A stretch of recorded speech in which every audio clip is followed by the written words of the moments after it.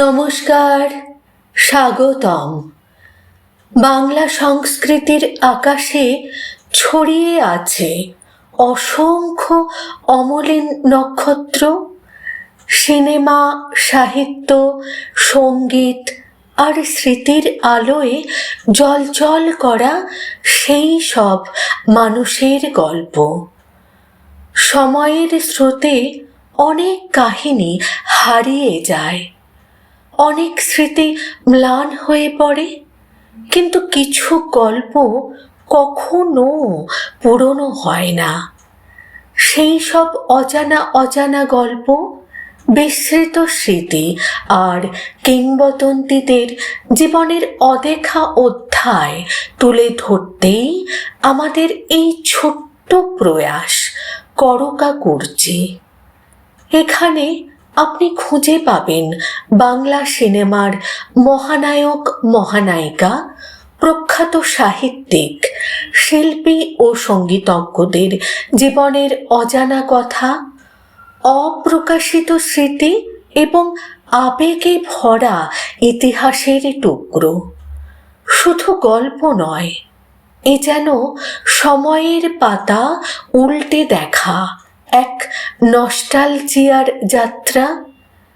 তাই যদি আপনি ভালোবাসেন বাংলা সংস্কৃতি, বাংলা সিনেমা আর ইতিহাসের অমলিন গল্প, তাহলে অবশ্যই করকা কুর্চি ইন্ডিয়ার সঙ্গে থাকুন।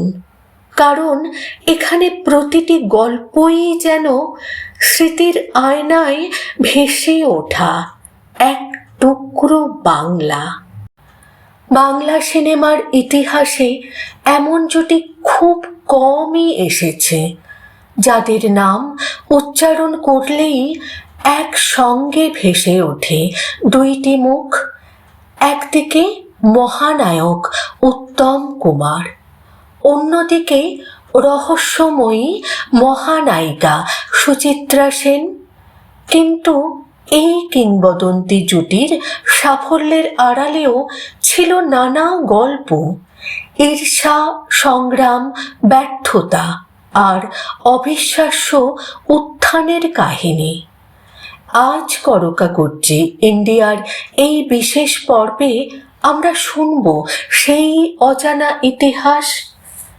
বাংলা চলচ্চিত্রের ইতিহাসে উত্তম সুচিত্রা জুটি এক বিস্ময়, কিন্তু এই সাফল্যের আগে পথটা মোটেই সহজ ছিল না। অভিনয় জীবনের শুরুতে উত্তম কুমার টানা কয়েকটি ছবিতে অভিনয় করেও তেমন সাফল্য পাননি। প্রথম 6 বছরে তিনি অভিনয় করেন প্রায় 9টি ছবিতে। এই ছবিগুলোর অধিকাংশ নায়িকারাই ছিলেন তাঁর চেয়ে বয়সে বড়। যেমন সাবিত্রী চট্টোপাধ্যায় ছাড়া প্রায় সবাই বয়সে বড় ছিলেন। মায়া মুখোপাধ্যায়, ছবি রায়, মনীষা দেবী, করবী গুপ্ত, ভারতী দেবী, সানন্দা দেবী, সন্ধ্যা রানী ও মঞ্জু দে, সবাইকে তিনি দিদি বলেই ডাকতেন। অনেকে মনে করেন বড় নায়িকাদের সঙ্গে অভিনয় করাতেই প্রথম দিকে তাঁর কেরিয়ারটা খুব একটা এগোয়নি। সেই সময় সিনেমা পাড়ায় এক অদ্ভুত নাম ছড়িয়ে পড়ে, FMG, ফ্লপ মাস্টার জেনারেল। এই তকমা দিয়েই অনেকেই ডাকতেন উত্তমকে। অভিনয়ের সুযোগ পাওয়ার জন্য তিনি নামও বদলেছিলেন। প্রথমে ছিলেন অরুণ, পরে অরূপ কুমার। অবশেষে অভিনেতা পাহাড়ি সান্যাল একদিন আড্ডায় বলেছিলেন, তুমি অরুণ বা অরূপ নও হে, তুমি যে উত্তম, উত্তম কুমার। সেই নামই হয়ে গেল ইতিহাস। যদিও নাম বদলের পর প্রথম ছবি সহযাত্রী তেমন সফল হয়নি। পরে বসু পরিবার ছবিতে পার্শ্ব চরিত্রে অভিনয় করে প্রথম প্রশংসা পান তিনি। এদিকে অন্যদিকে এক সাধারণ গৃহবধূর জীবনে শুরু হতে চলেছে অন্য এক ইতিহাস। রমা সেন নামের সেই তরুণী পরবর্তীতে হয়ে উঠবেন সুচিত্রা সেন। শুরুতে তিনি নিজেই বলেছিলেন, অভিনয় জানি না, কিন্তু টাকার খুব দরকার, চেষ্টা করে দেখি কতটা পারি। প্রখ্যাত পরিচালক বিমল রায় প্রথম দেখাতেই বলেছিলেন, তোমার মুখখানা অসাধারণ, তুমি অভিনয় করলে, সিনেমায় এলে সবাই গ্রহণ করবে। শ্বশুর আদিনাথ সেন প্রথমে আপত্তি করলেও স্বামী দিবানাথ সেনের উৎসাহেই শুরু হয়েছিল তাঁর অভিনয় যাত্রা। আর সেই যাত্রাই একদিন তাকে করে তোলে বাংলা সিনেমার রহস্যময়ী নায়িকা।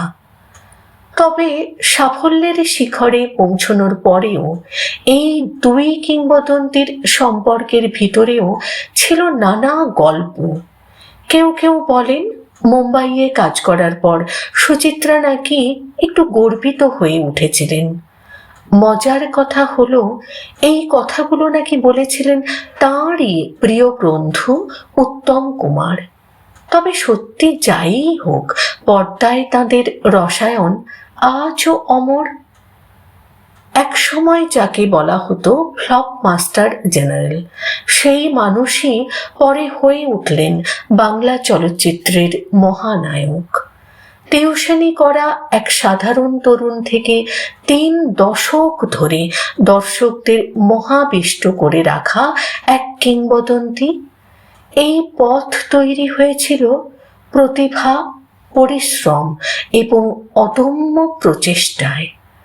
এমনই আরও অজানা গল্প নিয়ে আমরা ফিরে আসব আবার এই করকাকুচ্চি ইন্ডিয়াতে। লাইক করুন, শেয়ার করুন আর সাবস্ক্রাইব করতে অবশ্যই ভুলবেন না, কারণ এখানে শুধু গল্প নয়, বাংলা সিনেমার ইতিহাস কথা বলে। করকাকুচ্চি ইন্ডিয়া, স্মৃতির আলোয় ইতিহাসের পুনর্জন্ম।